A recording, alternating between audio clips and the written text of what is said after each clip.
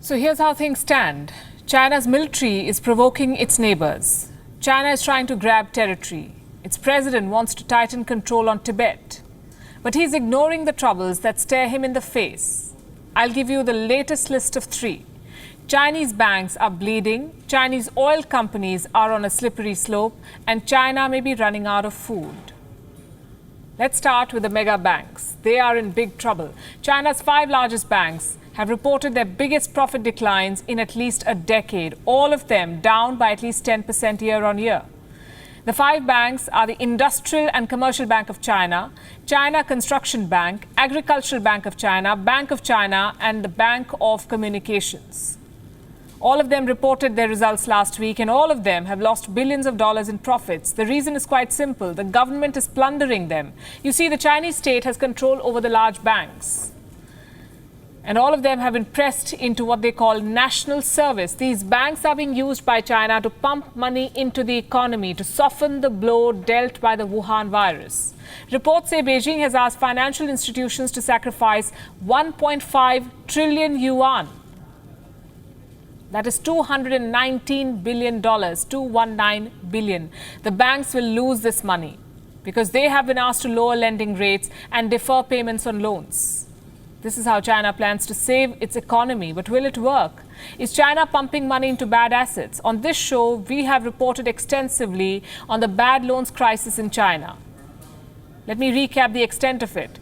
China's banks have to deal with almost $480 billion worth of non-performing loans this year. I'm not saying this. This number comes from China's top banking regulator, the China Banking and Insurance Regulatory Commission. So profits have declined, and the problem of bad loans is becoming too big to overcome.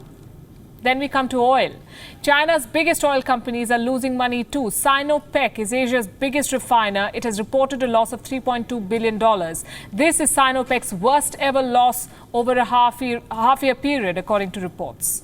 PetroChina is China's biggest oil producer. It has posted an even bigger loss, 29.98 billion yuan. That's a little more than $4 billion lost. Problem number 3, and this affects the people directly. China is running out of food.